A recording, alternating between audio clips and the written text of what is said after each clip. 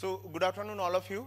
I welcome you all in the third session of today's event. And these particular sessions, the title of the presentations will be Biologically Active Compounds from Chemical Probe to Drug.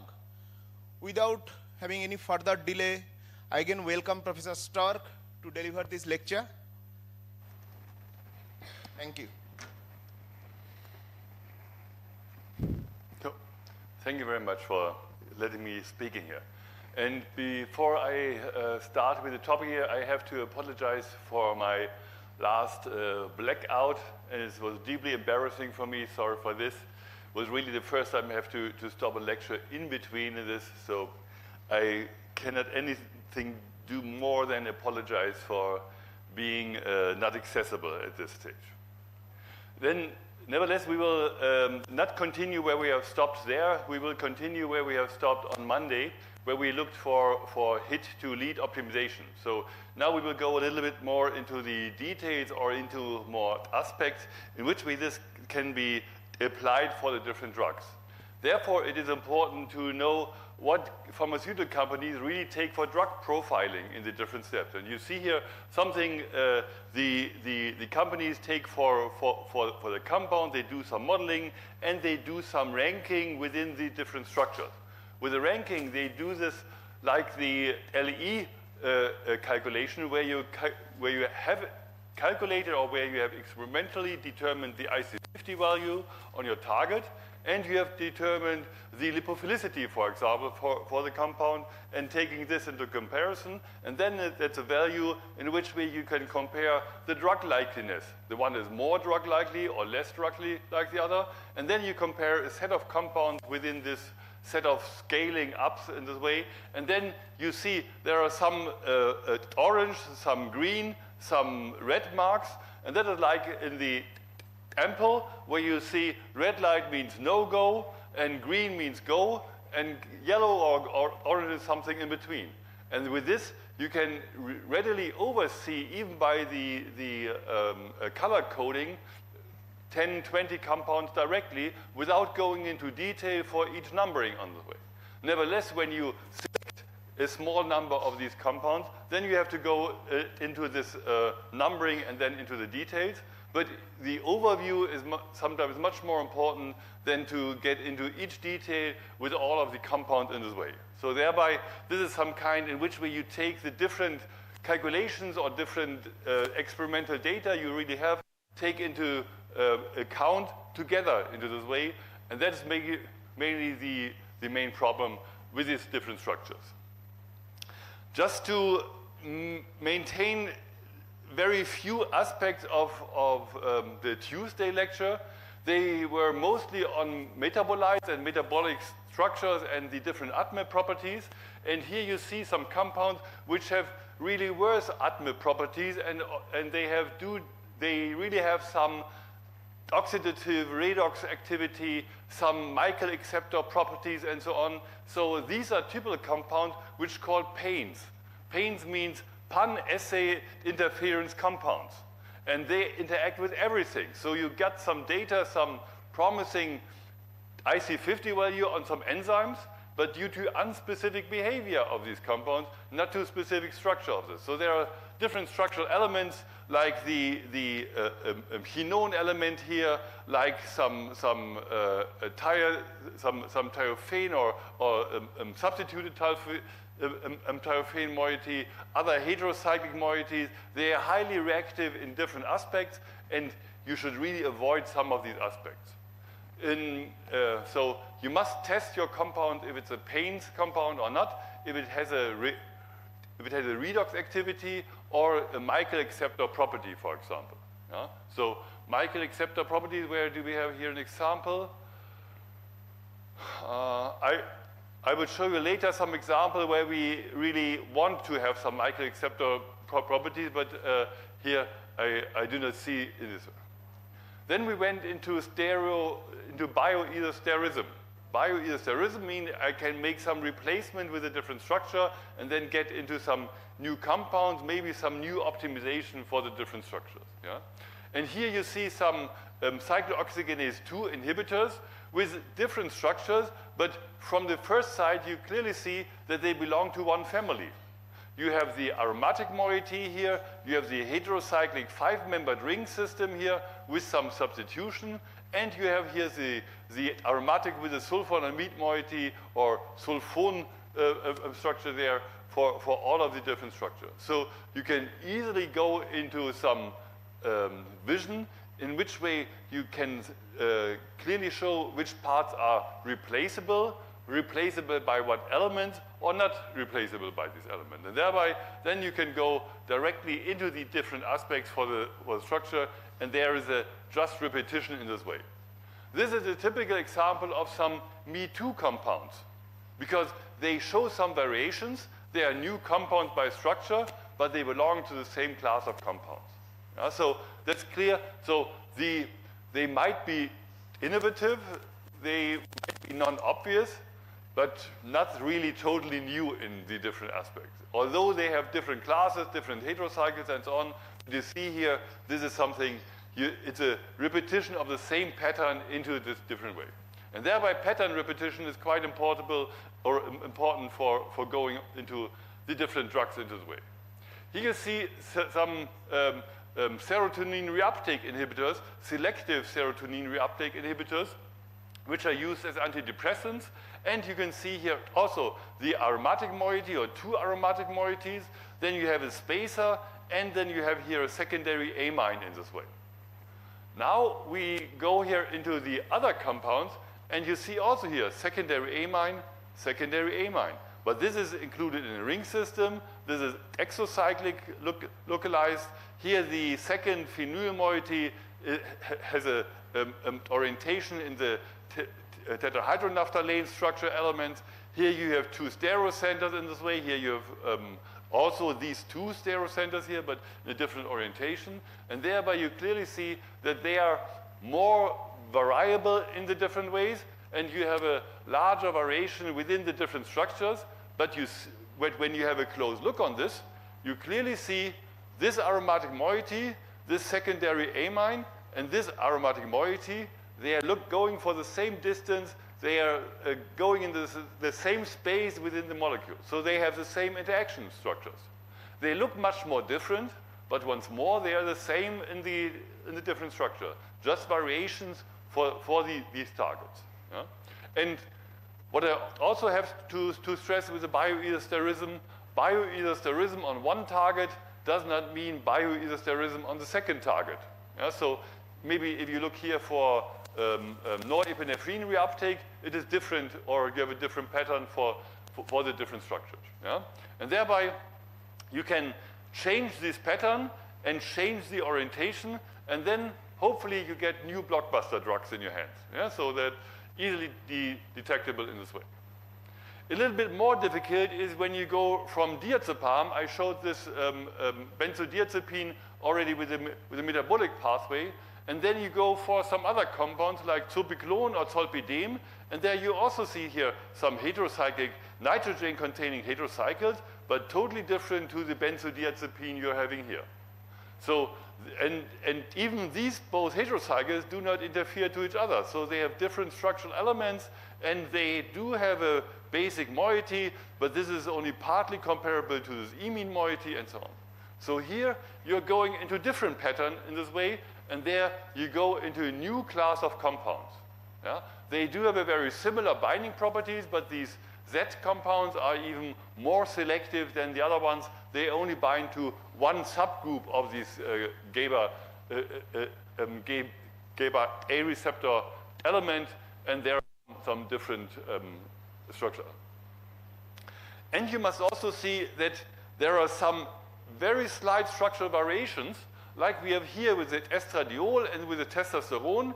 You see here in this element, everything is the same. The only difference here is that you have here a phenol compound, where you have here an alpha-beta saturated ketone compound in this area. And you clearly see or know that these are totally different hormones in this way. So even very small variations in some compound classes lead to a very strong variation in the physiological or pathophysiological effectivity with a different compound. So although many things are overlapping, sometimes one difference, one main difference, can be essential to make the male hormone to a female hormone or something like this. Yeah, so that's quite important that you see these different patterns for the chemical reactivity in this way. What I do in medicinal chemistry is I always look for pattern. So I look what is repeating elements in one or the other structure element. And thereby, this pattern look must be really flexible, and you must know in which way these compounds could really react, or what is really there possible in the different ways. So I not always draw pictures like this, but there are different possibilities in which you construct the different structures, and there are variations in one or the other element. And they are not the similar compound, but changing bioesterism similar, not the same compounds. We discussed this with the biosimilars, that they're not the identical compound in this way. And then you see that there are maybe 3 compounds which are very look-alike, and then you can vary with the different structural elements. And then it seems in which way you do these variations with the new compounds. You can make new variations within the different elements, and you can put different orientations for the different structures. Yeah? Or you can make some repetition of other elements and see if this is accepted or not. This gives you some further insight in which way you can look for the same pattern, but with variations. So there are numerous possibilities in which way you go for one or the other step. Or you can make other connection of the same elements and then see if this works better or less. It's not always necessary that you synthesize these compounds. Sometimes computational chemistry, if you have a good knowledge on the binding target, then computational chemistry can give you a great help of this and can accelerate your finding. But sometimes it's really necessary, or if you want to go further with the structure, first synthesize this compound, test the structure, and then go further. Otherwise, you may see that there was something wrong with your calculations or with your protein structure or induced fit structure. So when you go for a longer term, then it's really essential to go for the different patterns and to make some experimental data. For example, what we are doing sometimes, that we are then duplicating this pattern. You see here that the triangle is here, and then we repeat this on one or the other side in the way that we got more binding site maybe with the same structure, and thereby make some elongation of our ligands, but then have some possibility for maybe dual binding or any other things like this. So there are many possibilities in which way this can be performed if you find the correct pattern and find the similarity and find bioesterism structures. And then the possibilities for combination is quite huge. So that makes innovation, but sometimes it's like an educated guess, but the more education you have in the structure, the better your guess is in this way. So that's really the point. You have to be out of the box a little bit, but the better knowledge you have on the structure, the better out of the box you get into new structures, into new compound line for the different structure. To see what is similar or dissimilar, I do not just want to go only for chemistry. Here you see iPad or Galaxy tab. You can depend if they are similar or the same or different. So there are different possibilities. Or if you then go into history, you can see even with Star Trek or something like this, you saw something like this 20 years before, which was then later on called as a very new innovation into the different steps into the areas. Nevertheless, then you see what is new and what is not new. And you see from Steve Jobs' presentations at that time, every 2 years it was a very new thing, brand new with everything.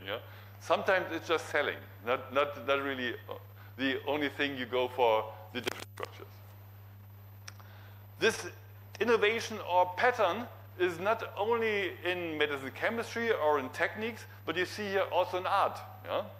This is, you see, 2 different soups, onion and tomato soup. but they look like the same in the different area. Yeah? You have to go into the detail to see the differences in the pattern for the different structure. Yeah? And if you go then to Andy Warhol and so on, then you see he made a full picture out of the different soups of this, just being very small variations, and to see in which way the small variation then can get a bigger picture of all of the different structures in this way. Yeah? So there are quite nice exhibitions sometimes, which I looked and I saw some pattern really also in fine arts really, which can then be repeated into the different areas. So pattern repetition is quite common, and you get to be, I show that you're more open in which way you can see pattern, in which way you can see your compound. It's not only a nitrogen, maybe it's a basic center, maybe it's just a distance, maybe it's just hydrogen bonding acceptor or donor activity. Different possibility in which way you can see the different structures. Then you see here the moth and the inchworm, the wasp fly, and this genetic mimicry here and so on. So these both, they look totally different. They have the same genetic coding in this way. So they are much more the same, like these wasp here, because this wasp is just a normal wasp, and the mimicry, they have totally different genes. They just look like the same. But from the genetic things, they're totally different. So very often it's necessary to go more into detail with the different structures, and then to see in which way these things are varying. You can change these things, yeah? In which way you can change your moth or your worm maybe into a butterfly. Yeah? So that's the possibility in which way you can then go for the different structure, for the different elements, to see really in which way you're going on for the different elements and see in which way that's going. When we have developed some new interesting structures, then we always go into the optimization of these new structures. And I already explained on Monday, we are not going for quantity, we are going for quality. So by the lowest number of structural variation, we want to find the optimal compound with a structural element in this way. And here, one of these examples is the topless tree. Yeah? It is quite old, last century described in different aspects, but not very often found in medicine chemistry textbooks really so far. And I really don't know why, because I think they are quite useful, quite handy to get some optimization. So if you have your phenyl moiety in your structure, then you start, in most cases, with a chloro substitution or a mid-oxy or a dechloro substitution or different orientation in this way. So these are some kinds to look if it's electron releasing, electron withdrawing, if it has some lipophilic or hydrophilic interaction, just to see in which way some substance can vary, can optimize the different structure. The most important thing here is that you make the variation and directly have the possibility to test these compounds. So before the next round, you have the test results, and then you go into the next round for optimization. So if you, for example, see that the D-substituted is much better, then you go into other different D-substituted pattern in this way and not check all the other structures. If you see that the hydrophilic substitution is better than the lipophilic substitution, the chloro than the mid-oxy, then you go for other hydrophilic substitution and make further variations on mono or D-substitution with these structural elements in this way. So step by step, round by round, there are 3 or 4 rounds necessary to see which compounds are really then mostly essential in this way. And then you have a very good chance of getting with 10 to 20 compounds the optimal substitution pattern, where you have hundreds or a few hundred possibilities for structural variations. Yeah? And I only see it practical as a lab organizer. I do not have money for a few hundred compounds to test. I just have money for maybe 20 compounds to test there, and thereby we have to optimize for the best compound in this way, and not all things which are madeable in this way. And this is true not only for aromatic substitution, you can also take then PP interaction, different possibilities, hydrophilic, lipophilic interaction with a different substitution pattern. But you can also include then your alkyl chain, and with alkyl chain you can see longer side-branched cyclic structures or substituted structures. So there are also possibilities in which way then you can optimize your alkyl chain in the structure. Yeah? But always be sure this is for target affinity optimization. All the structural elements you have here, they look for the possibility in which way this substitution or this change, bioesosteric replacement, leads to higher affinity. And I hope you have learned higher affinity is not everything. You have good ATME properties, good selectivity, and so on and so on. So there are many other possibilities you have to take into account with the development, but this is just if you make some optimization for your target affinity in this way. Yeah?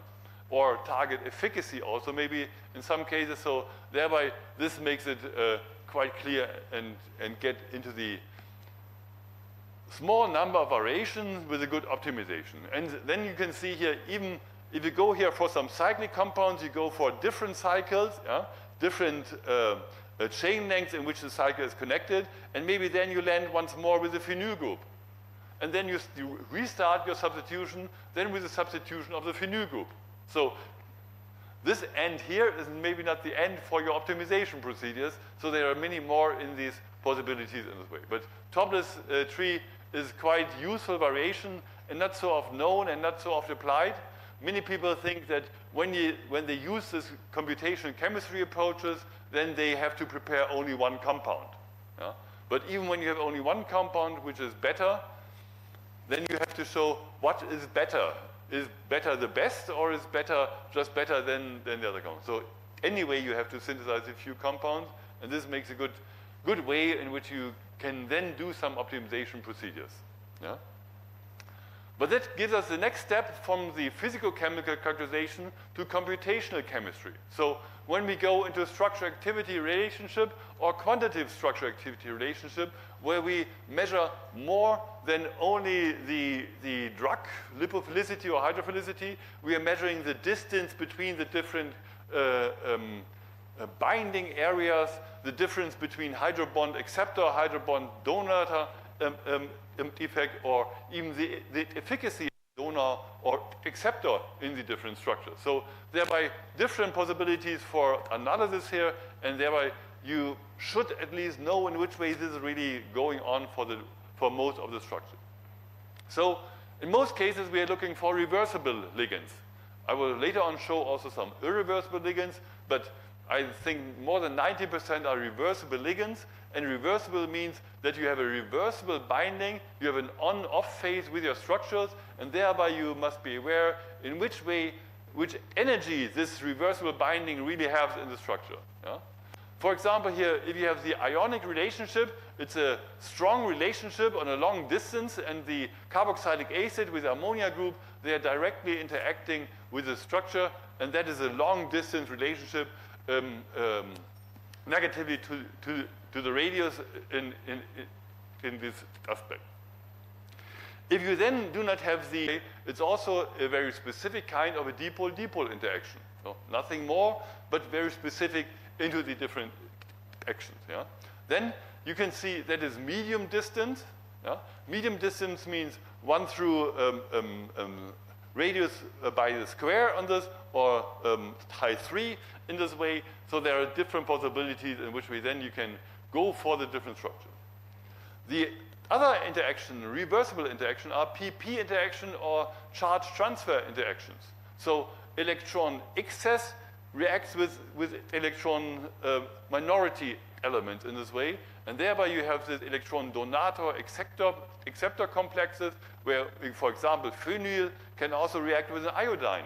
Yeah? So they can make some complexes, and then you have this interaction in the way. It's more a lipophilic interaction, and here you see a little bit more that the distance is quite important, so they have to get nearby to develop this distance in this way.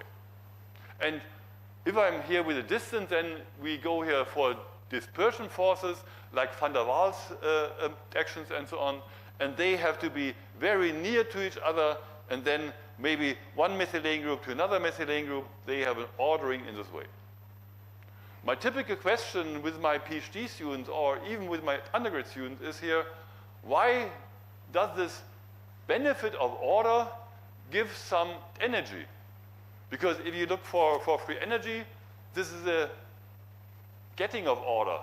And you know from your own room where you're living, the normal way is to get into chaos, not into order. So what is here the reason why here this order is preferred?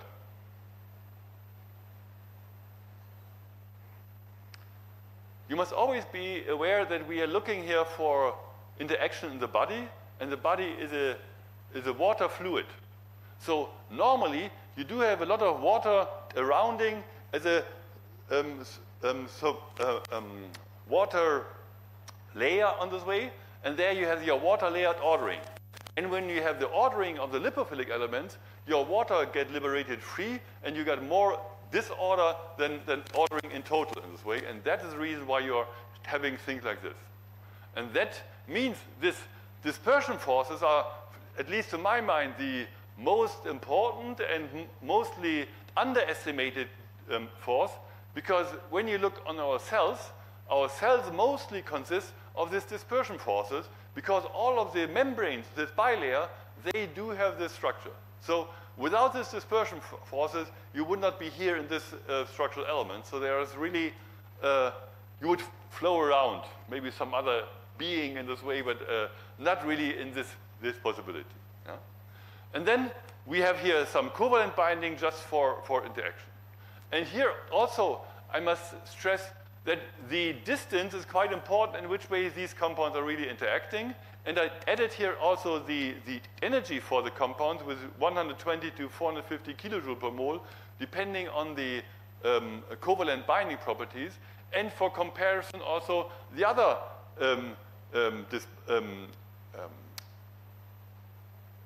energy aspects here for ionic relationship, dipole reactions, or charge transfer, and so on.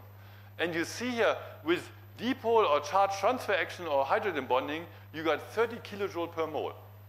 Whereas with the ionic binding, you got only 5 kilojoule per mole. Although it's a long distance and a strong binding property, why here you get only 5 kilojoule per mole?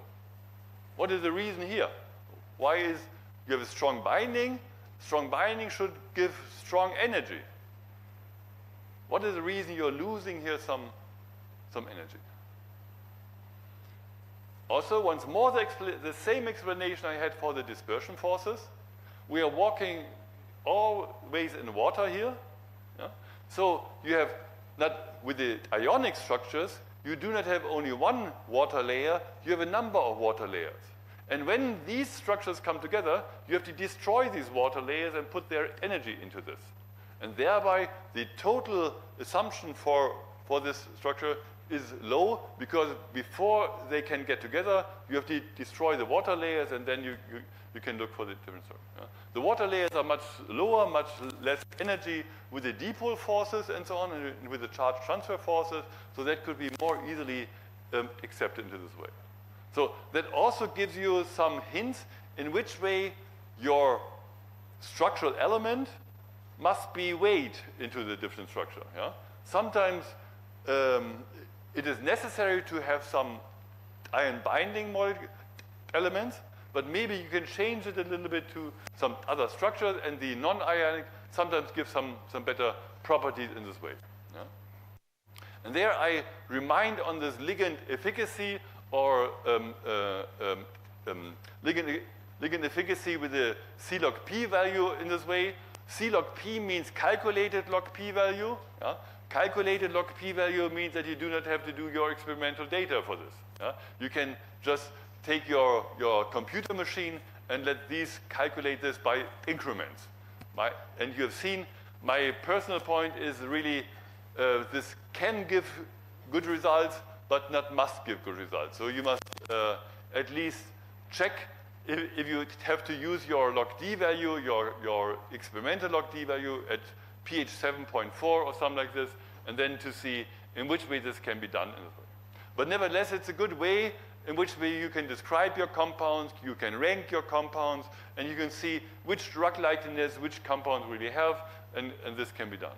So there are very nice possibilities in going for this.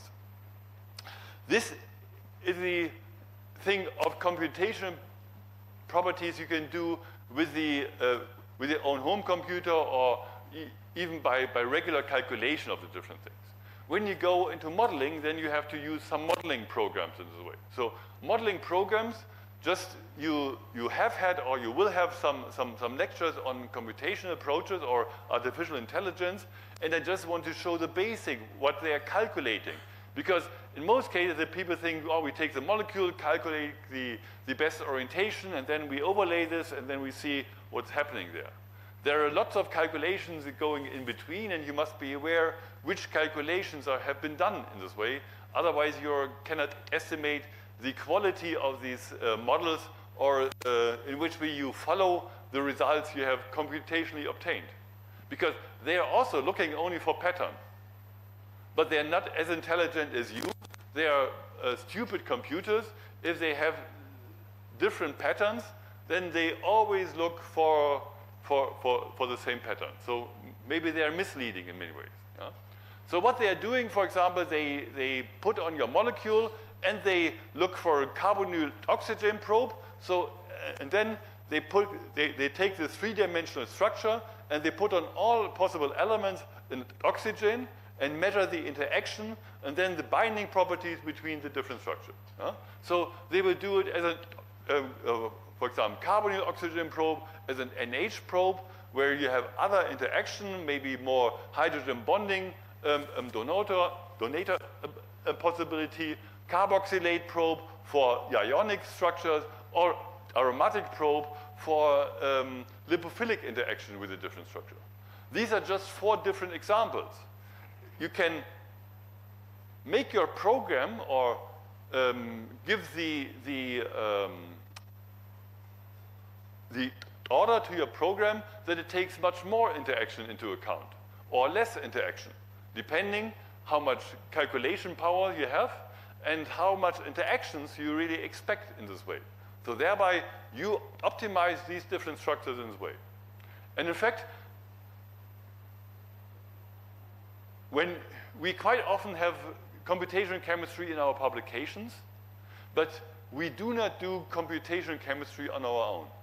Because I have seen that there are so many computer programs are really necessary to do this, and you need 1 to 2, maybe 3 years to be familiar with the different computer programs. So we always team up here, and we take the advice of some experts, and then we work together with the expert, discuss the different things, and say why we want it like this or like that. So it's not that we say, make something and then we take it. There must be some discussion, because they are not the expert on the compounds and so on that can be done. But nevertheless, they are expert on computational chemistry, and we take that expertise in our consortium and thereby help optimization of the different structures. Yeah? And then we can describe this molecule in a 3-dimensional grid with all the different interaction points. Yeah? So the 3-dimension is really something we are difficult to obtain.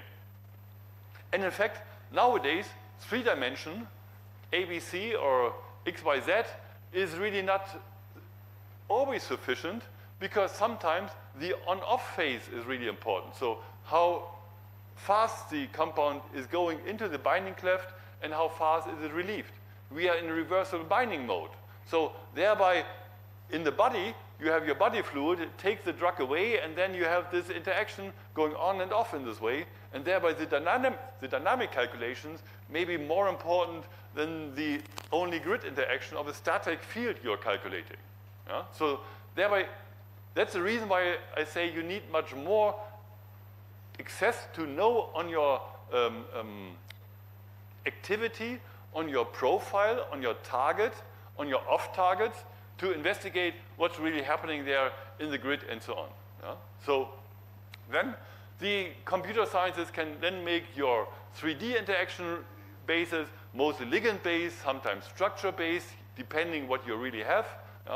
Then you make your three-dimensional interaction called grid interaction, and then sometimes the people play something like a pseudo-receptor, because they're just reflecting some interacting poses, not the whole receptor, but just some important interacting poses, and then they calculate the compounds, because it's much easier, takes much less calculation power when you just have a small element and not the whole protein in this way.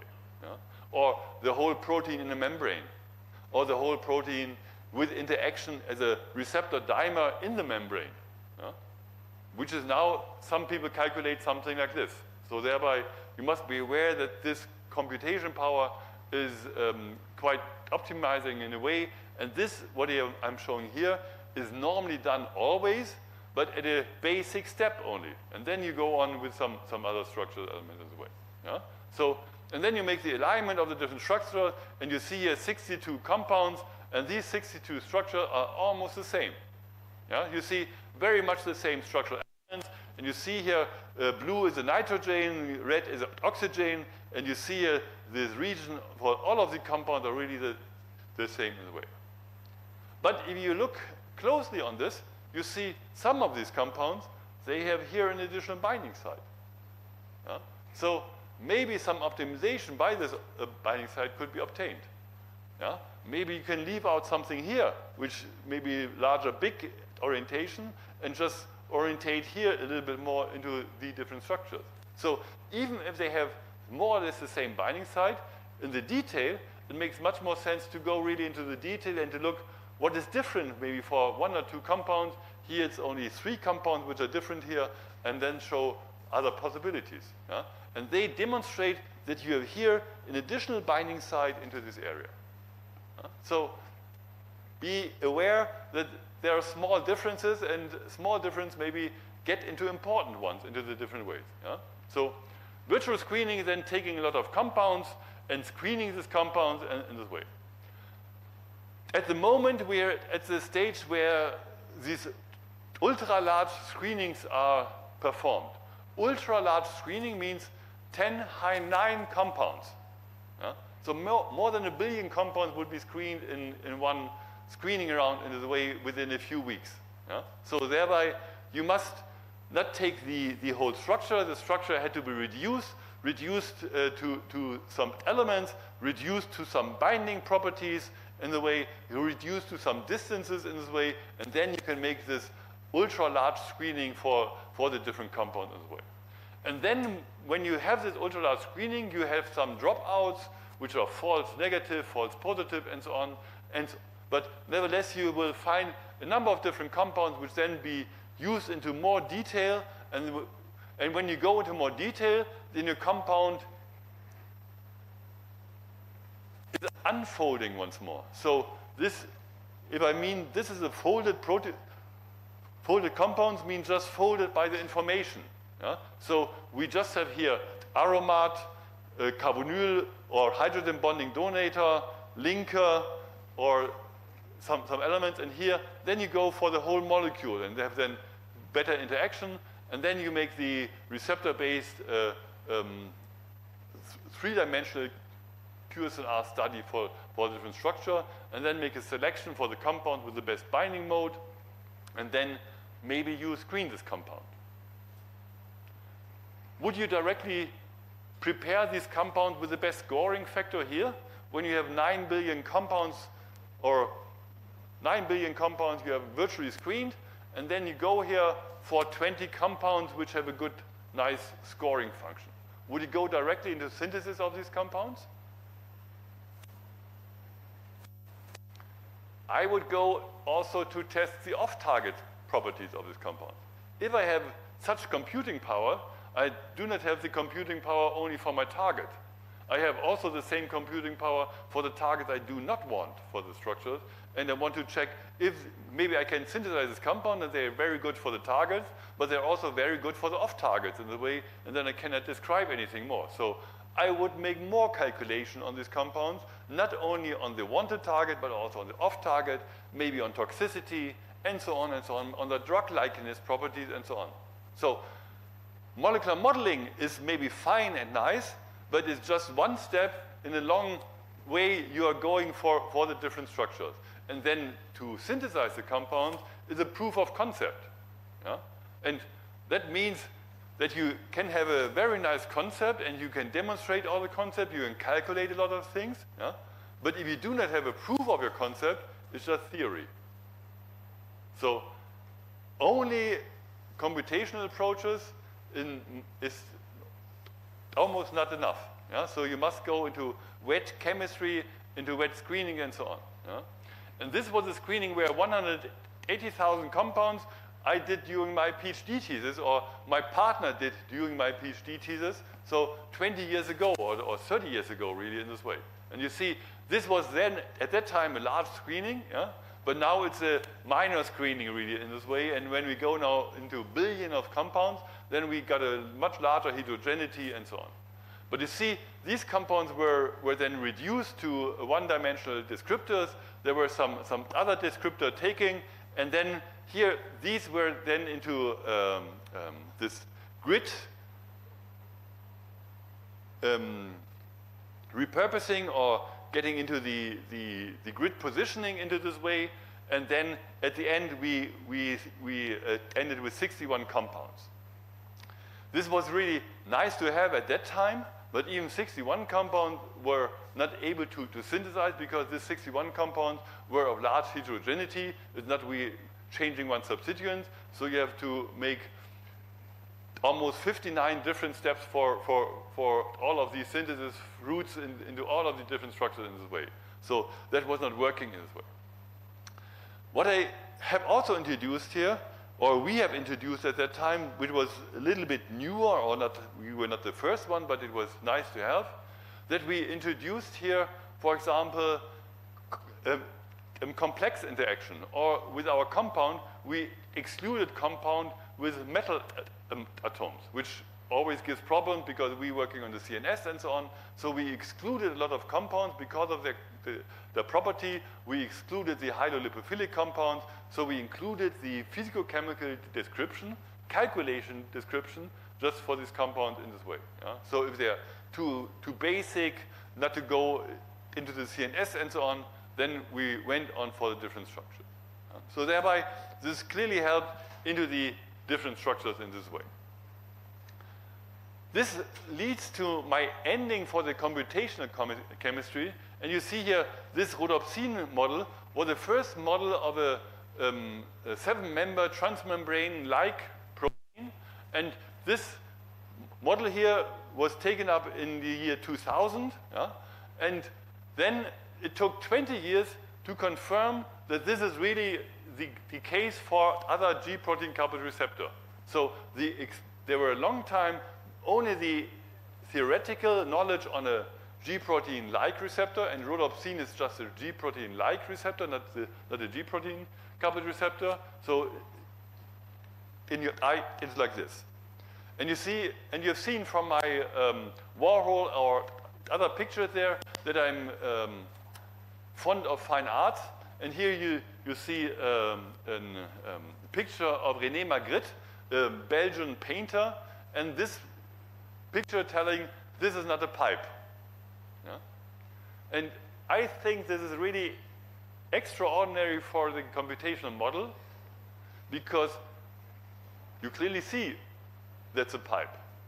But it is not a pipe, it's a picture of a pipe. You do not see any pipe, it's always just a picture. And if you have a model, you do not see the real receptor, you just see the model of the receptor. So you must be aware there are some possibilities for changes and so on. So,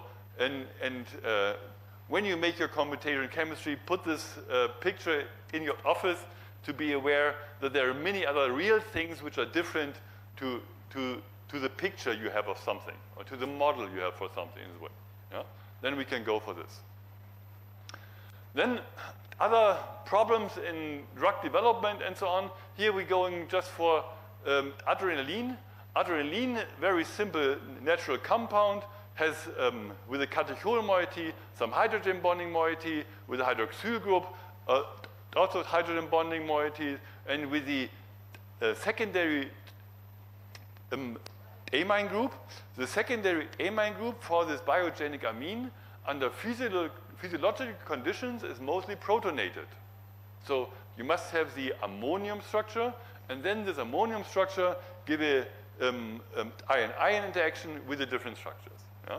And then you see in which way this interacts with the adrenoreceptor and make your enhancement for energy, make your alertness and things like this.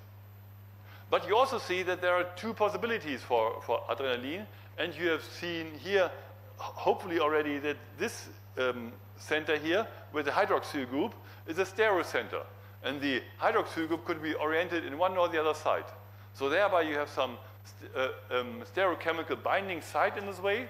And then I now want to know which is, I have here the model of the receptor, and I have the R-adrenaline and the S-adrenaline. And what do you assume is the natural adrenaline, the endogenous adrenaline, the R or the S form? The receptor and receptor interaction are there. I hope you clearly see that is the R form. Yeah? Because with the S form, you are missing this hydrogen bond, and this compound will have less affinity because it is missing one interaction point. Yeah? But I must also say, you see that this compound can also interact with the receptor, maybe with a slightly less affinity, reduced affinity. Maybe to other receptors it can bind better, so it has another selectivity profile. Yeah? So the other stereoisomer is not inactive, but less active here in this way. And that means why sometimes it's really important to show the difference between different stereochemical properties in this way. Yeah? So you always have a 3-point binding site, and you see here sometimes with this lettering here, sometimes it makes sense to have stereochemistry, sometimes it doesn't make sense. Yeah? So sometimes you can differentiate, sometimes it's not. So like with the bioesterism, but here you have a little bit more details in this way. Yeah? Here you see the number of racemic compounds, so with the racemic center, so not resolved into the steroid isomers, goes down and down. Yeah? And the number of single enantiomers, they are slightly increasing during the time line we're having here. Yeah?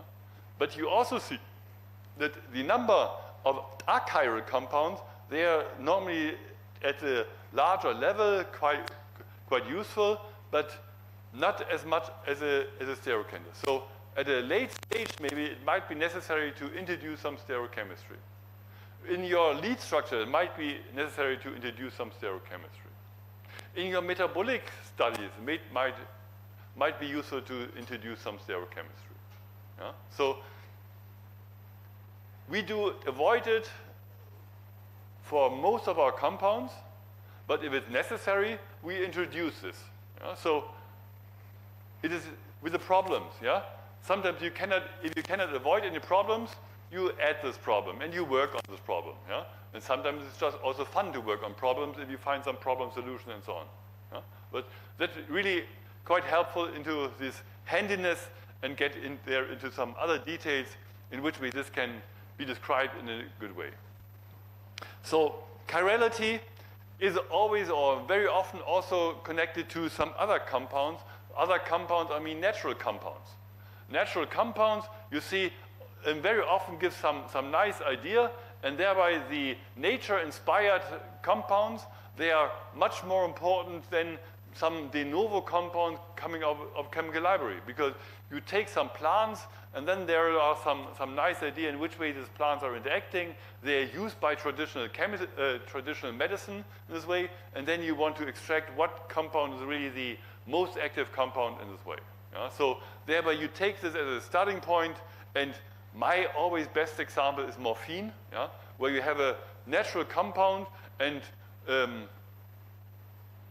2,000 years later or something like this, they show that there's an endogenous ligand with the endorphins, yeah? And then develop also some new compound into this way. Yeah? And then we go into drug formulation and drug liberation. So When you have a very good drug but low solubility, then it gets into problem with your compound.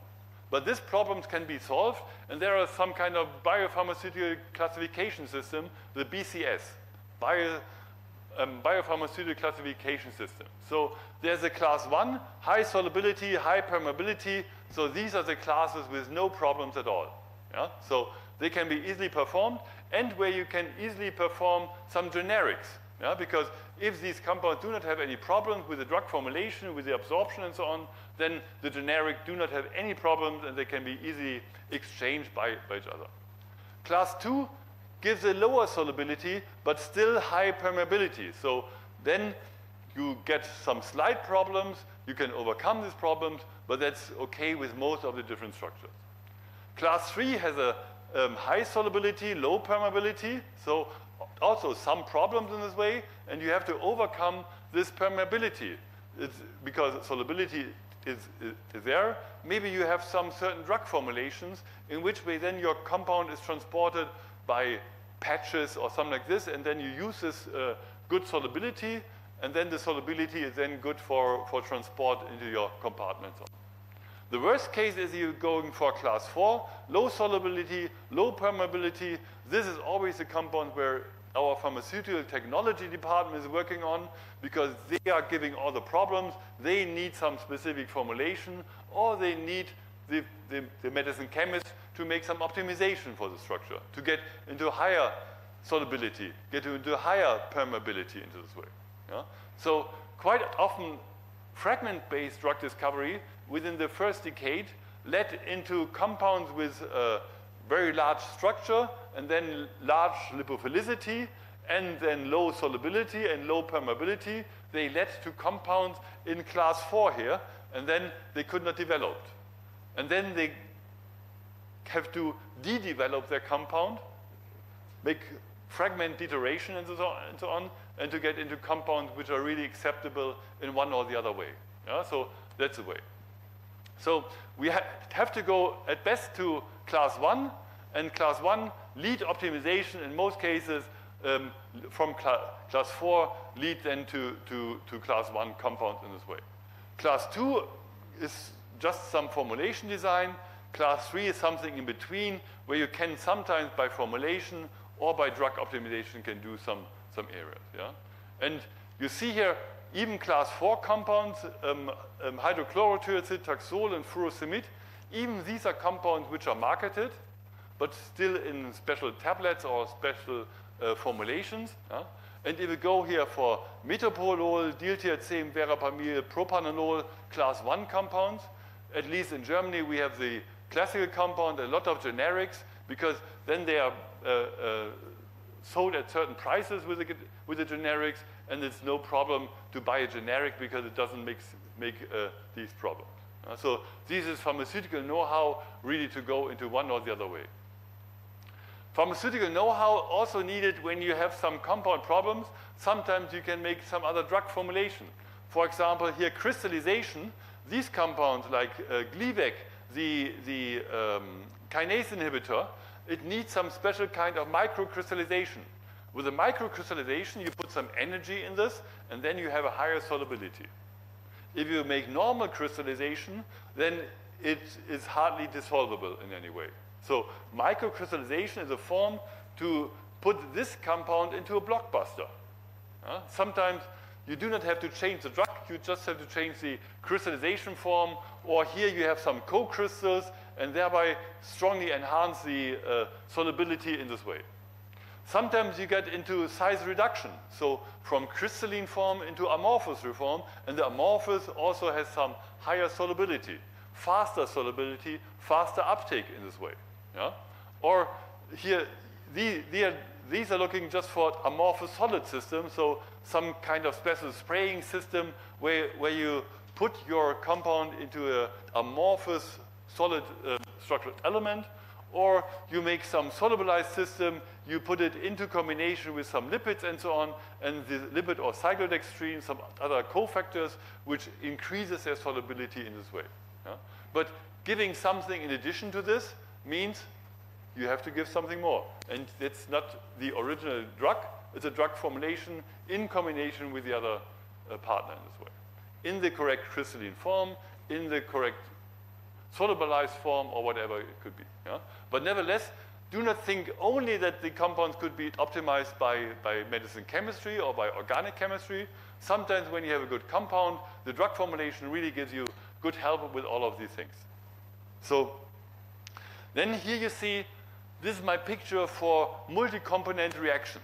Yeah? And you have already some excellent lecture on chemical reactivity, on synthesis and so on. And multi-component reaction is where you get 3 or 4 different compounds reacted by them together and then get a couple of different ligands in this way. And then these ligands are strongly related because you always use the same starting material or related starting material. Amines, secondary amines, different structure of secondary amines. So you prepare by one synthesis maybe 3, 4, 10 different compounds in this way, and then you can test this cocktail, for example. This cocktail can be tested, and then you can see if it's active or not. If this cocktail is active, then you have to analyze the compounds after separation and to see which of these compounds in this cocktail is the most active one.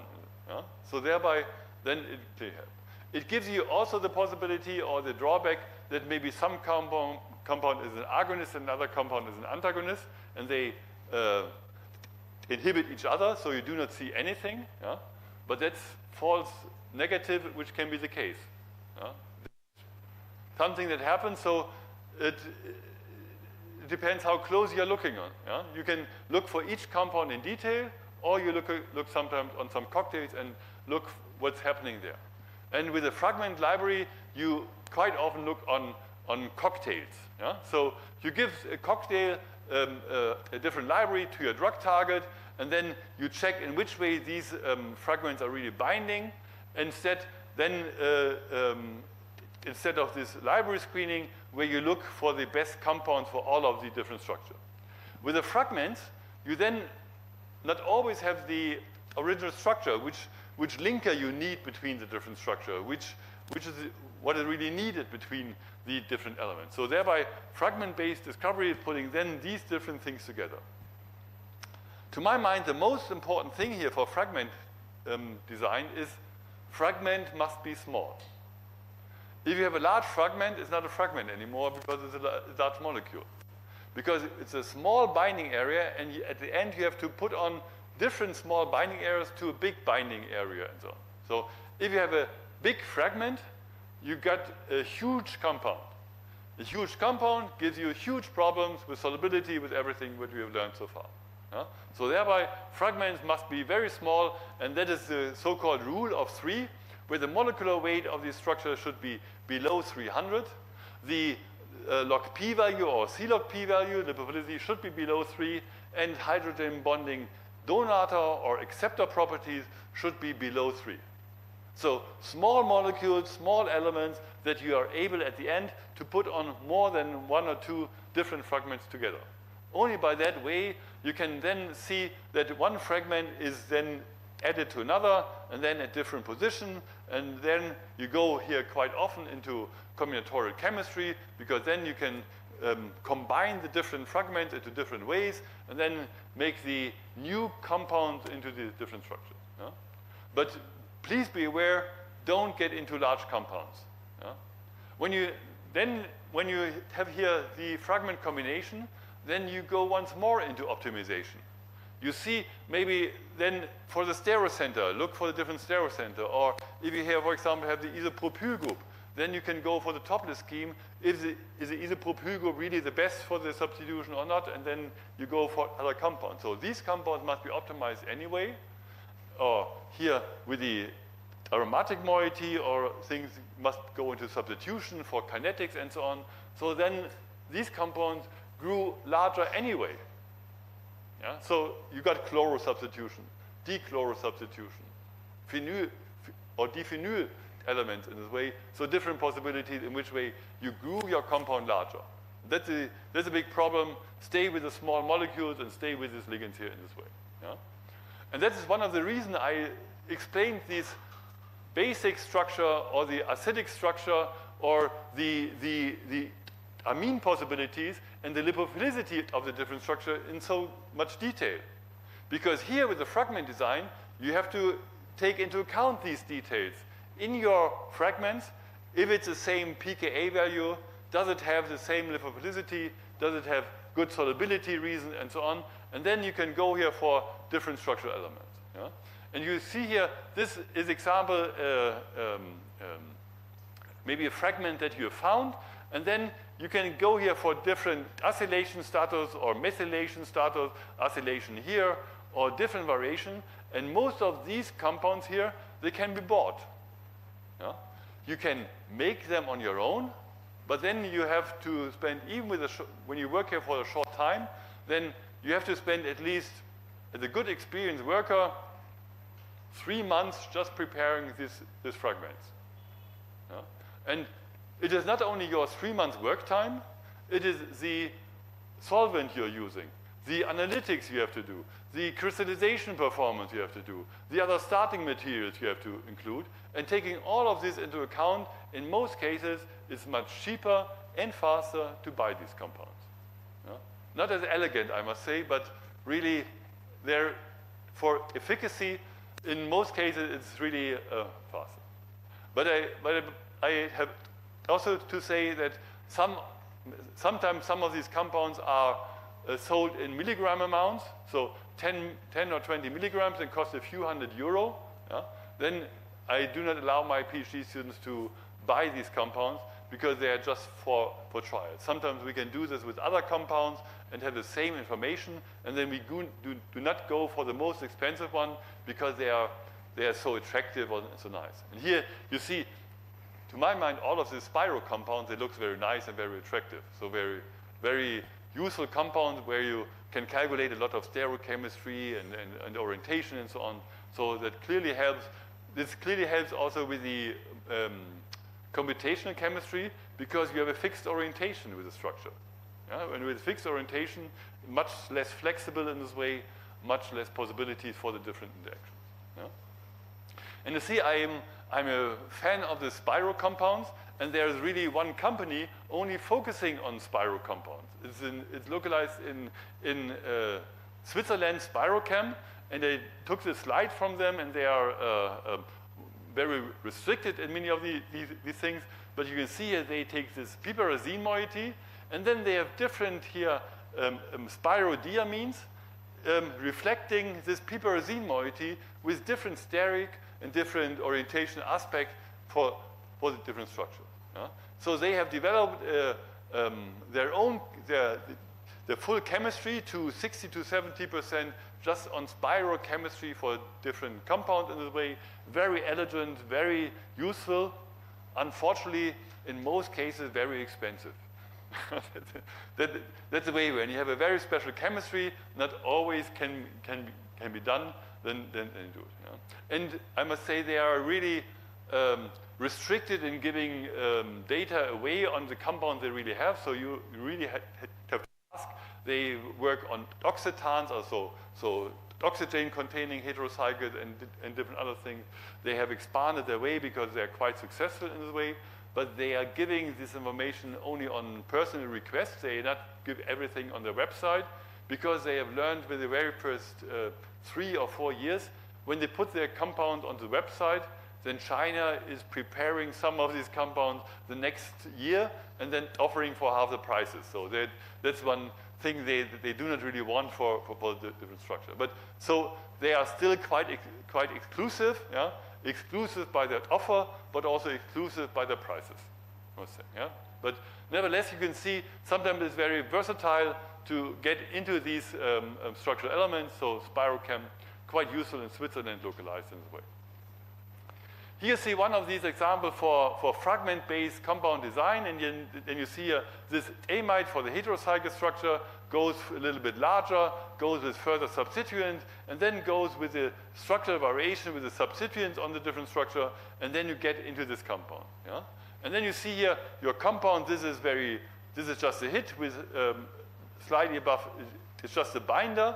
Then you go into micromolar, into 2-digit micromolar, into 1-digit micromolar, and then into submicromolar activity. And this is only one example on this, but when you look here on the ligand efficacy, you see the ligand efficacy only slightly varies with this compound. Here you see slightly variation with 0.3, and this means that this compound here is much more lipophilic than this compound. So the increase in, or the decrease in IC50 value is taken up by increase in lipophilicity. And here, with the ligand efficacy, you can clearly see there's not so much big difference between the different compounds. It is an advantage, and then at the end you have to see, does it make sense to go into this compounds, or maybe make some smaller variations here and stay with some other structural elements in the way. So thereby, this ligand efficacy is, to my mind, quite a useful point where you go here, or LELP, log p value divided to ligand efficacy, sometimes more useful because it takes more into account the lipophilicity. It depends if your ligand binding is strongly depending on lipophilicity or on distribution or things like this. So thereby these different calculation properties are there, and there are some good reviews on this. You can find with Nature Reviews, Nature Reviews in Drug Discovery, you will find several of discoveries, and you look for excellent reviews for the calculation point of these different structures.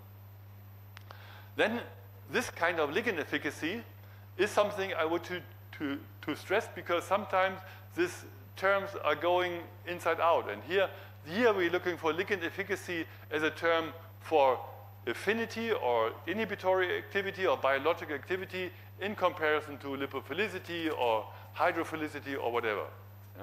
Here I have also another ligand efficacy for channel opening properties, and some of these ligands do partial ligand efficacy because they have partial ligand opening properties.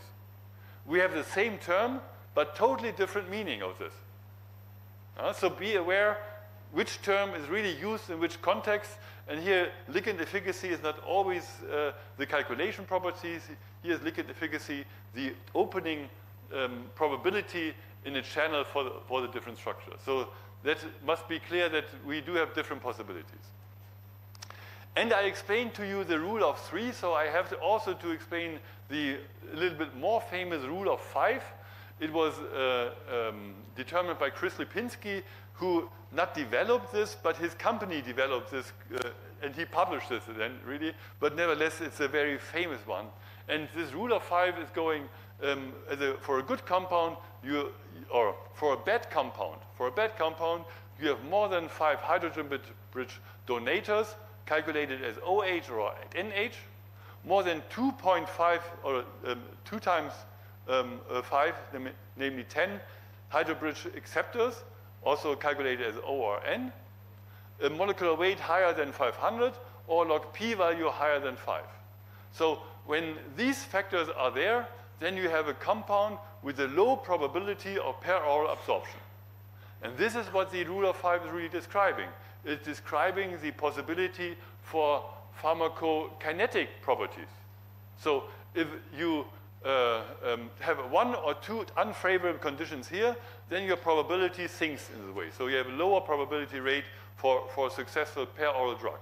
But that doesn't mean that this drug is per se not useful. Maybe you can use another application route, IV application or something like this. So there are other possibilities. So this rule of 5 concerns per-oral application and the possibility to get new drugs or good drugs into the way. Nevertheless, most of us work in 90% of our classes, compound classes, for per-oral compounds, because it's the most convenient and most probable way for taking the drugs, and thereby this rule of 5 is really so important within the different structural elements. My last slides go for drug determination, fragment design, and in which way we can define the targets we're looking for. Here you see a compound, osimertinib, and this osimertinib is a compound which has here acrylic amide structure, and thereby have a typical Michael acceptor structure, and is an irreversible ligand. Yeah? And now you can also go here for a reverse fragmentation.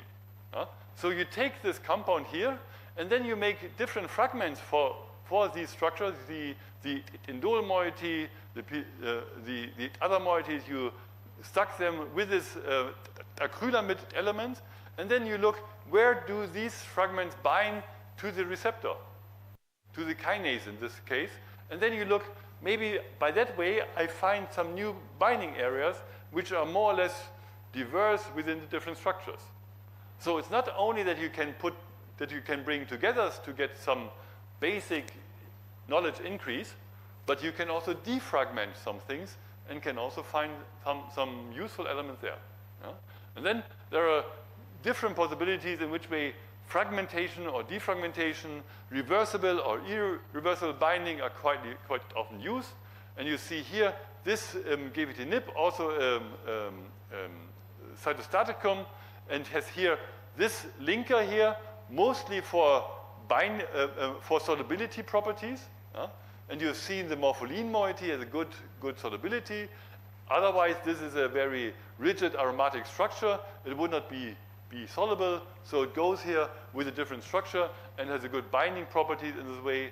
And the morpholine moiety you see here does not really contribute too much to the binding in this way, but contribute to the error. And then you can hear very similar binding properties. Here also solubility factors.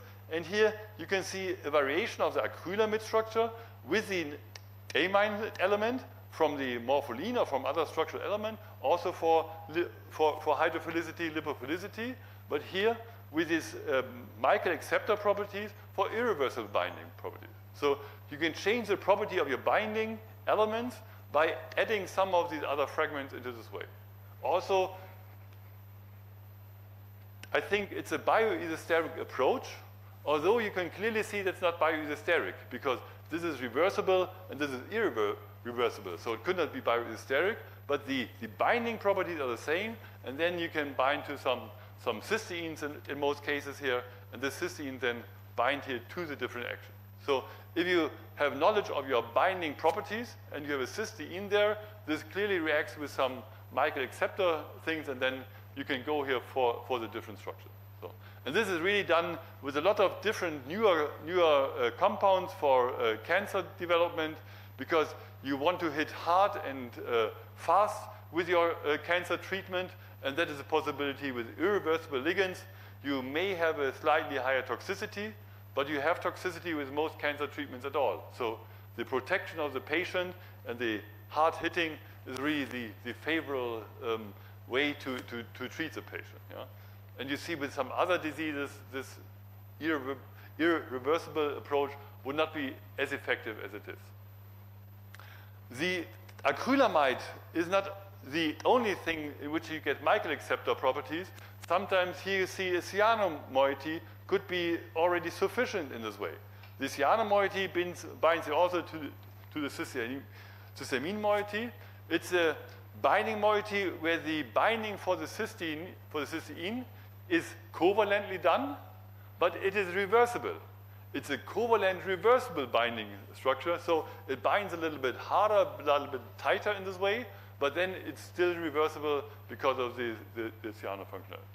So the possibility for structural variations are also here multiple possibilities, and thereby you must know in which way they are interacting, where you have some reactive elements in your receptor element, your target element.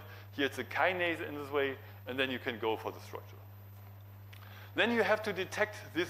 I promise these are my last slides for today here. And then here you have to detect which is really your target and where is your target bound. Very important thing, I believe. And sometimes, especially when you work on natural compounds, yeah? These natural compounds give health, yeah? But health maybe less neurodegeneration. Less neurodegeneration on which neurons, on which target, and so on. Yeah? And then you have to find, for example, one active ingredient, and then you modify this active ingredient. And here, you see here, this ingredient here is a polyethylene glycol flag here. And then with this polyethylene glycol flag, this compound binds to your receptor or to your target, and then you can extract your target bound to this ligand here. Or what I find even more intriguing, photoaffinity labeling. This aziridine element here is highly photoreactive. So you interact your target, your compound, with your compound. You stay this for a while, and then you make some photoactivation. You make some kind of bleaching. And this moiety here is highly reactive, and then you make some covalent bound to your receptor, to your target. And then by protein analysis, mostly LCMS, then you can see where this compound has been bound. Yeah? So that's quite effective in different ways. Yeah? Activity profiling with this nitroxide here, so you can see which cell line is activated or not. Or thermal stability. For example, this compound here binds to the receptor, and by the binding of the receptor, it stabilizes its melting point, or its melting point goes much higher in this way. And then you put this to the protein, then you increase the temperature, all other proteins are destroyed, and then you can isolate your protein which is not destroyed in this melting process. Yeah? So thereby different stability, or here this is more or less the same. It's called for proteolytic stability. So if this compound is bound, then the receptor or the target, the protein, is changing its conformation. It's not a substrate for a proteasome deterioration, and then your protein stays the same when it binds this receptor.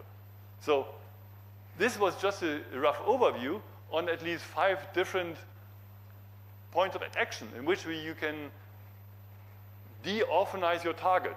You can show your target.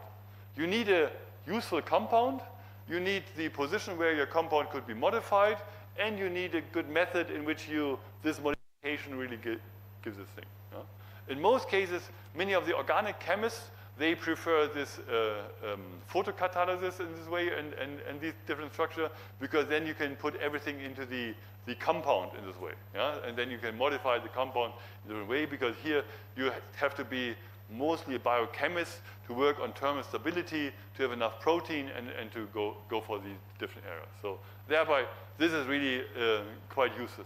Yeah?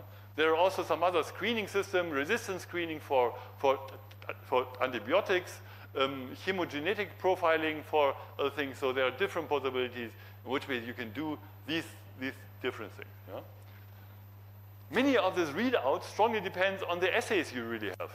So what is the basis of your assay? Do you have, for example, X-ray crystallography, and you have the picture where your compound is binding in the protein?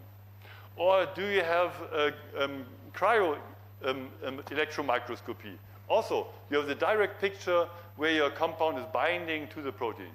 This is the most convenient one, but also the most rare ones you really have. You get very rarely into the different. Yeah?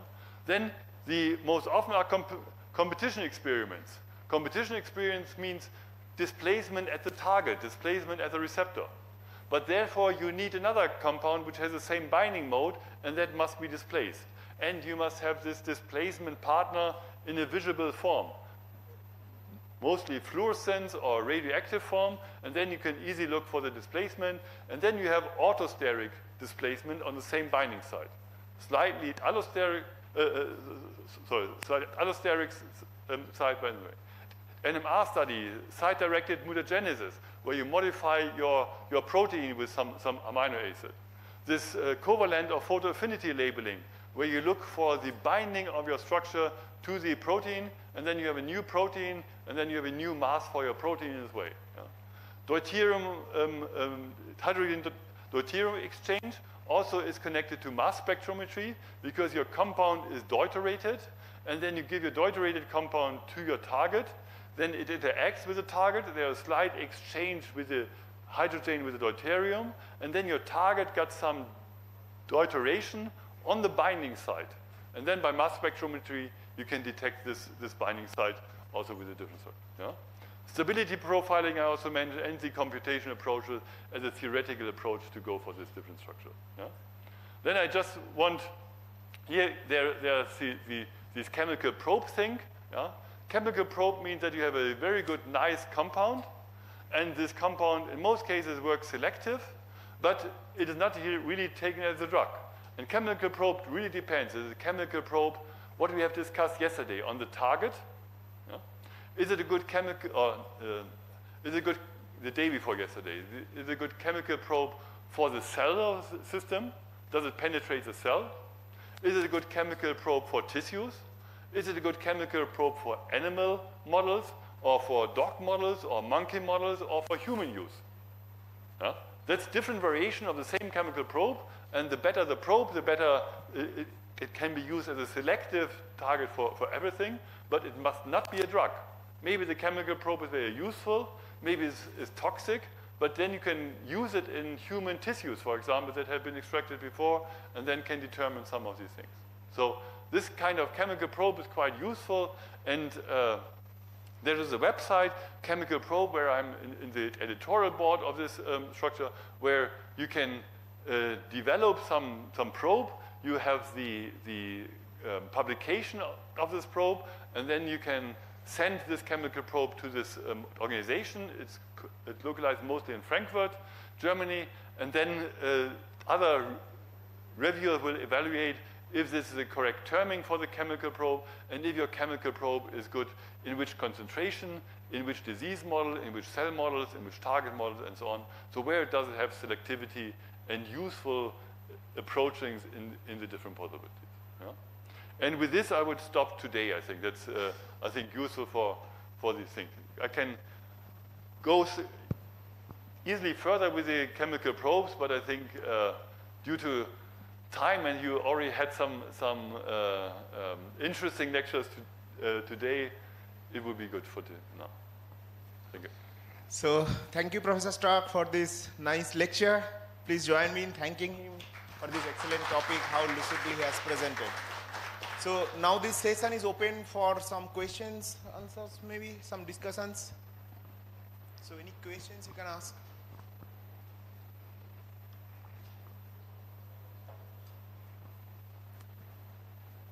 Any questions from, see, you should be interacting, otherwise, you know, last day you had to appear in the exam. Now, if you are not clarifying your doubts, then you can understand what will be happening. If you are not understanding this topic, the questions will be coming from here. So you are not understanding the things that has to be clarified. You can also ask questions from yesterday morning for the exactly. plasma properties, if it's necessary. Yes. So please ask question and clarify the doubts, or if you want to know more about it. There I was really short with my explanations. And I told there will be award for asking question, interacting also.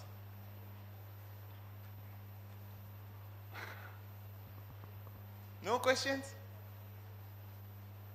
Do we have some questions from the online area? No, they are not asking actually. So, okay. So that yeah.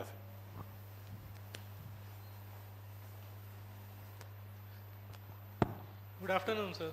They can send emails from the online person. Sir, I don't mean what is doping of ligands. The topic of ligands? Doping of ligands. Doping of ligands. Doping. Doping of ligands means, in many cases, it's the variation that you're going from hydrogen to deuterium. It's doping. In most cases meant. I'm not sure if you mean this directly with the doping. Sir, doping of ligands into receptors. Docking you mean, docking. Docking is it, yeah. Docking means that your receptor has different conformations, yeah? So it can be flexible in this way. The same is true for your ligands. And then you have to find the correct pose for your receptor, where it's activated, for example, and in which way then your ligand is binding to this receptor at which area into this area. And then these then have to fit together, and this means docking together.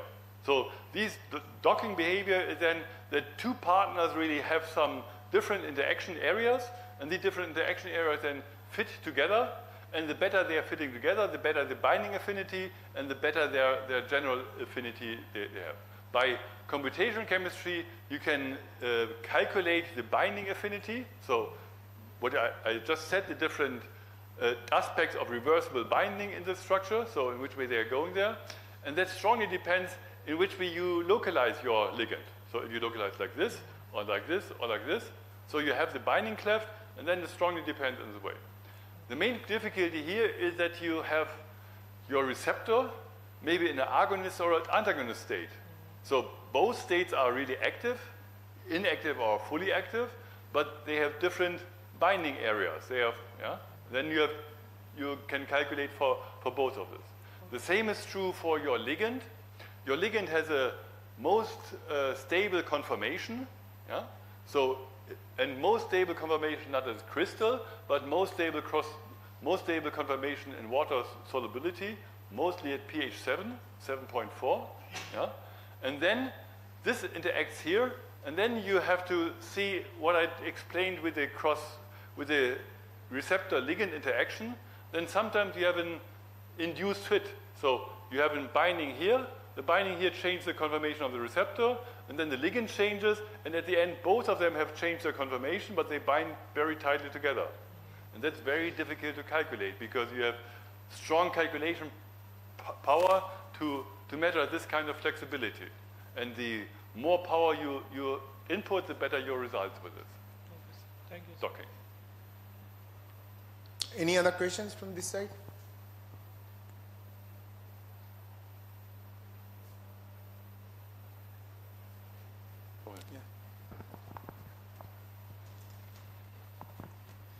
Sir, could you please clarify what is pains and the brink alerts, and how much alerts are allowed, or there should not be any alerts in our compound? Yeah. You mean with the rule of 5, Yes. for example? Yeah. With the rule of 5, every violation can be allowed. Yeah? It's just the rule of thumb, yeah? And there are some compounds that describe which are violating all 4. These are the rule of 5, only 4 rules. I must be aware, yeah? For 4 rules, and they are just multiple of 5 or of 5. That's why they call rule of 5. And you can really deteriorate all 4 of them and still have a compound which went into market. The probability that it went into market is maybe 5%. If you have a compound which is not deteriorating all 4, it increases to 10, maybe 20.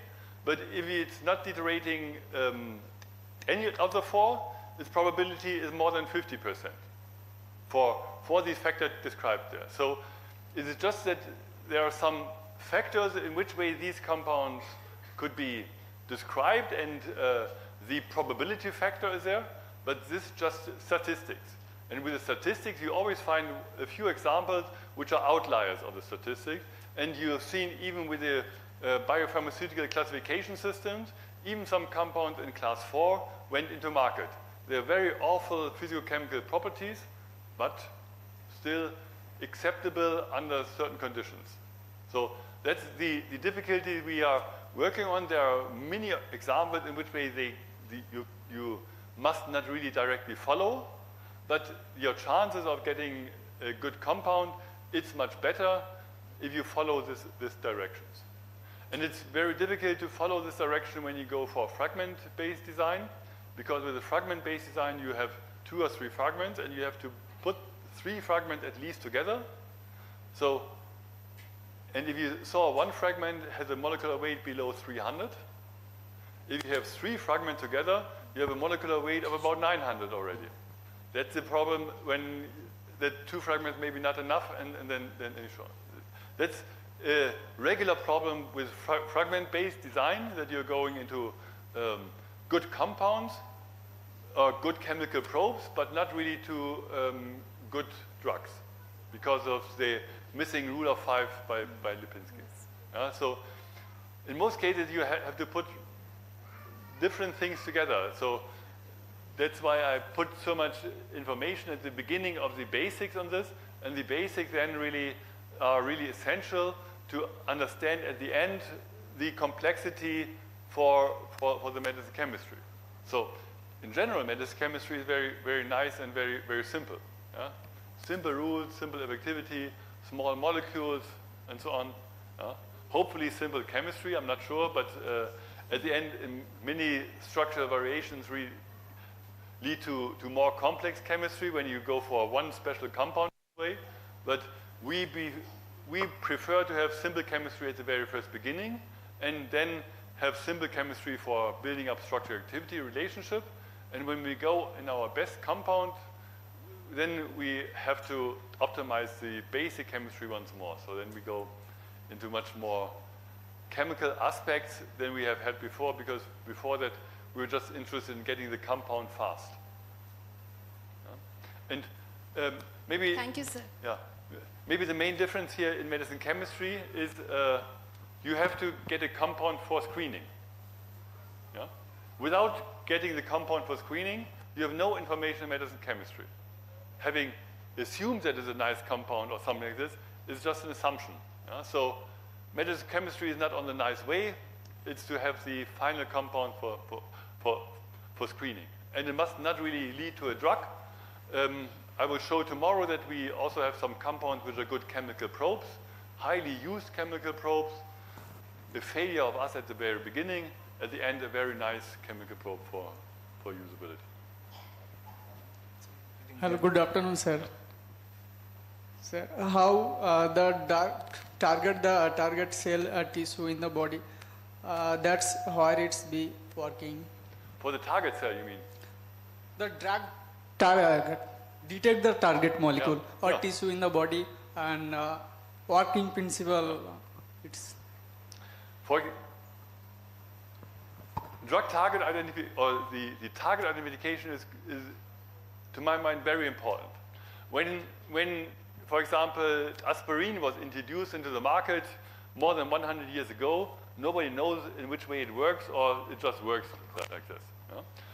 I think nowadays you would not be able to introduce aspirin into the market anymore because of the stomach toxicity. So it would not go into clinical trials anyway, because there were too much toxicity included in the way. We take now the risk-benefit ratio for this compound, but we are going on. Then it took 80 years, I think, to develop the target, to find the target for cyclooxygenase. That the cyclooxygenase is really the target. Yeah? That means there must be a large input in biochemistry, in the signaling mechanism, and all the understanding. And still there are some compounds, some traditional medicine compounds, where we do not know the targets. They are effective, but we're not really clear what is the real target. Or I think paracetamol is something like this. It has very low COX inhibition, moderate COX inhibition, but it goes better into the brain. We do not really know what is the target there. And then it would be important really to see where it binds and where it does not bind. And in which way you can then identify this target. That is or for antibiotics. Yeah? You can have very good bacteria killing systems, but if you do not identify the target and see that the target is only in bacteria and not in humans, they're not allowed to apply this antibiotic, this cytotoxic compound, into humans, because you have not shown that it is non-toxic for humans. And thereby you must show that the target is only there in bacteria and not in humans. The problem here is then in which way you can detect this compound.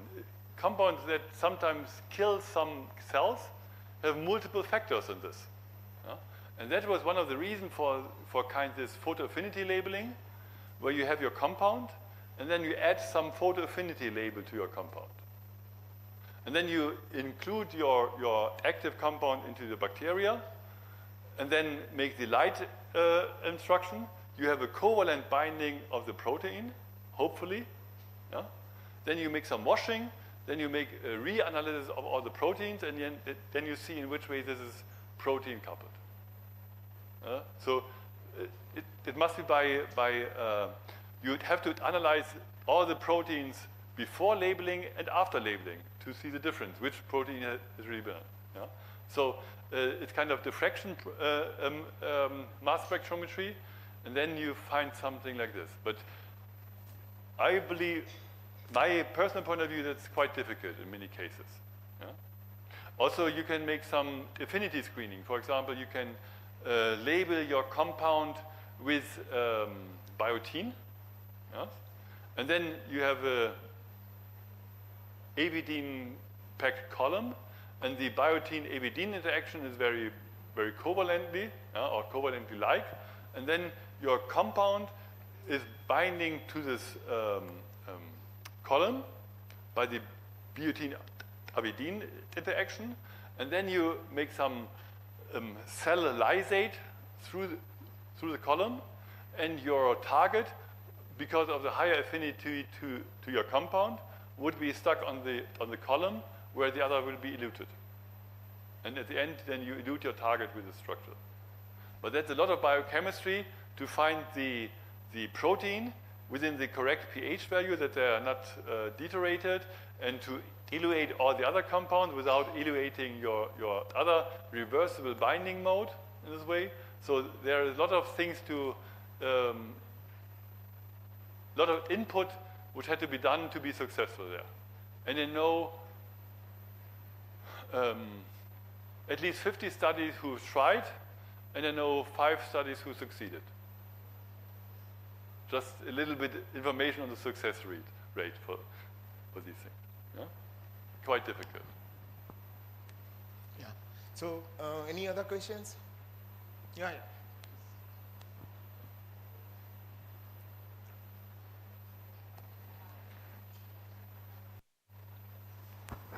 Sir, my question is, what is the difference between amorphous solid and amorphous solid dispersion? Yeah. That's a pharmaceutical technology question. The amorphous are really solid material, and the amorphous liquid solid, they are, the preparation is in another material, and then it is a so-called solid liquid. Yeah? It is the molecular behavior is not like a solid. The molecular behavior is that it can move between the different molecules like a liquid, but if you weight this compound and structure this compound, it is solid. It's a special pharmaceutical technology formulation which can be done by some co-spraying structure. So you put some energy on this, and then you liberate the fluid, water or some other solvent from this, and then it's stuck into a highly amorphous structure, but in connection to the other elements. And this means solid liquid. Yeah? It's not a new phase, but it's a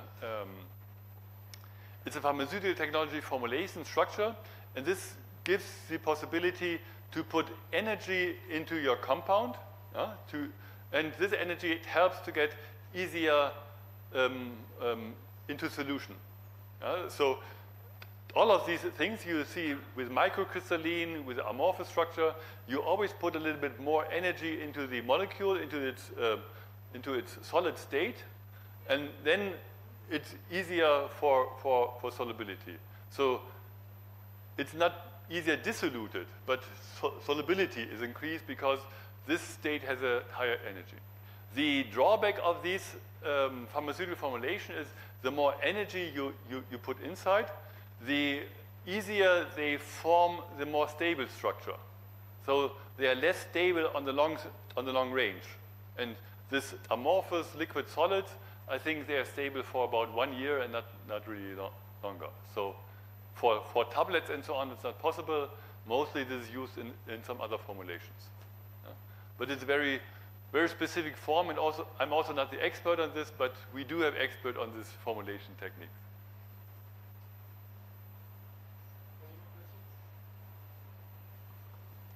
Any more question?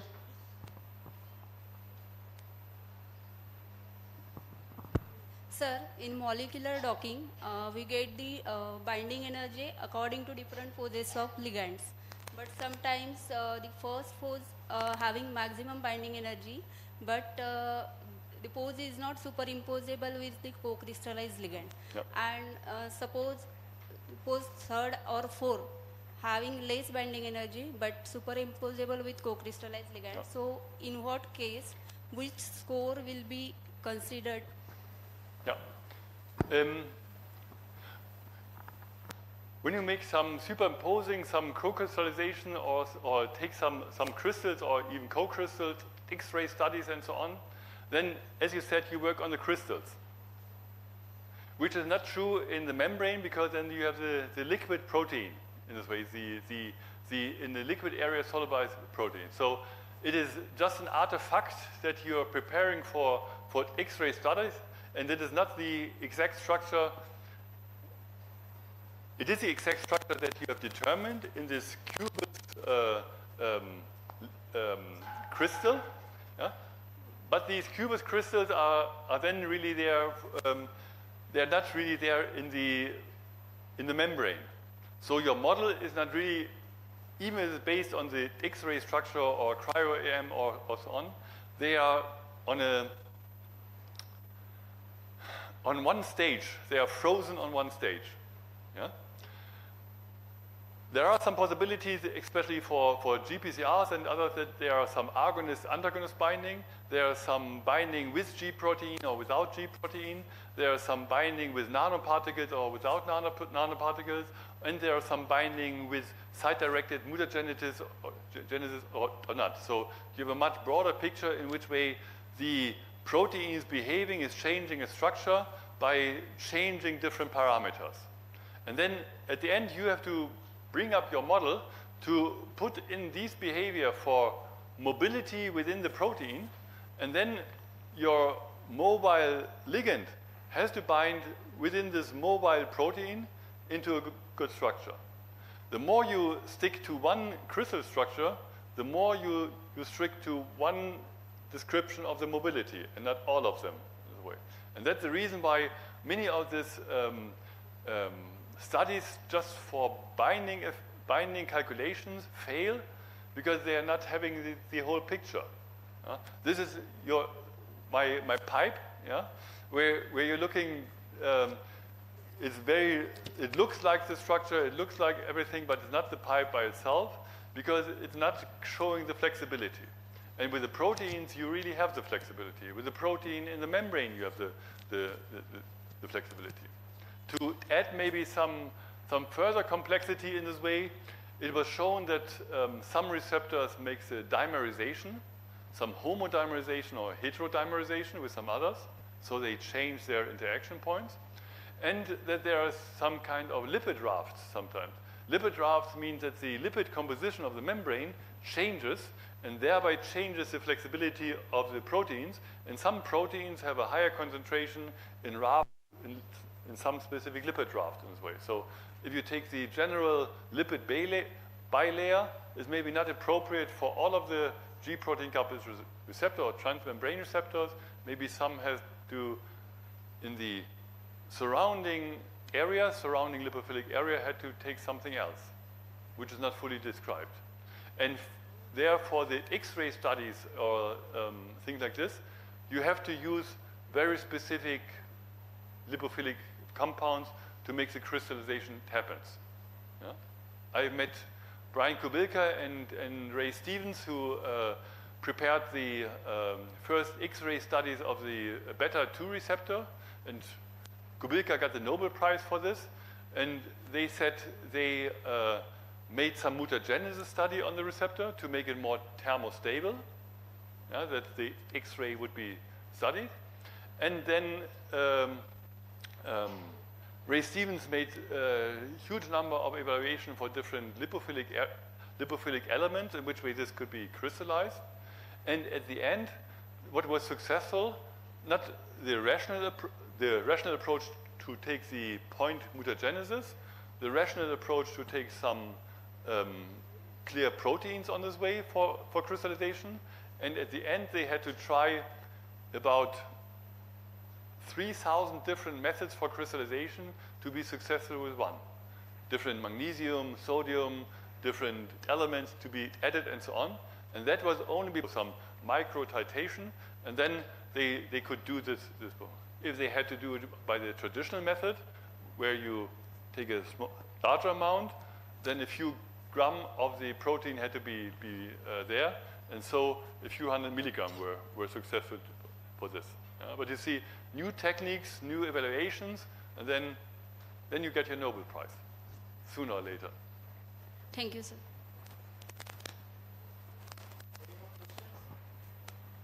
Any more questions?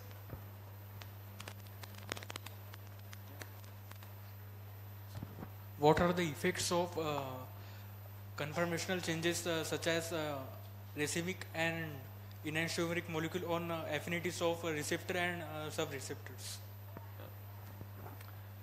You mean when it's necessary or not necessary to make the resolvement, or? Yeah. When we have two or more stereocenters, then in most cases we try to make some resolvement because our heterogeneity of the compound are really too much. When we have one compound with one stereocenter as a racemic compound and it's potent, then we take it as it is. Because when it's potent, maybe it has 10 nanomolar, yeah? Which for mini compound is potent. And then you make the selection, then your most active compound could be at best 5 nanomolar. Because it halves, if the other stereo compound is fully inactive, yeah, then it could be only 5 nanomolar because we are just measuring affinity, not efficacy. So if the other compound is fully ineffective, non-affine, you can only half the concentration, and then it's from 10 to 5 nanomolar. That's okay, but that's not really essential for us. When we have a compound which is 1 nanomolar, and then we go to 0.5 nanomolar, then maybe that could be considered to be separated into the different enantiomers, because then it is really making a bigger difference to get into this verification. And when we have some with 100 and so on, it doesn't matter because we have a lot of compounds which do not have any stereocenter and they're active in this concentration range. So only if we can have some new added information, then we make the separation of the enantiomers. Yeah? And in fact, in most cases, we try to make the separation by synthesis. So we try to synthesize the enantiomeric form. It's a more elegant, instead of making the racemic separation. That's Resolutions. Yeah. Anything else? Chirosynthesis. Yes. We talked about it. Today morning we talked Yeah. about Yeah. the L-dopamine. Yeah. No? You should ask question.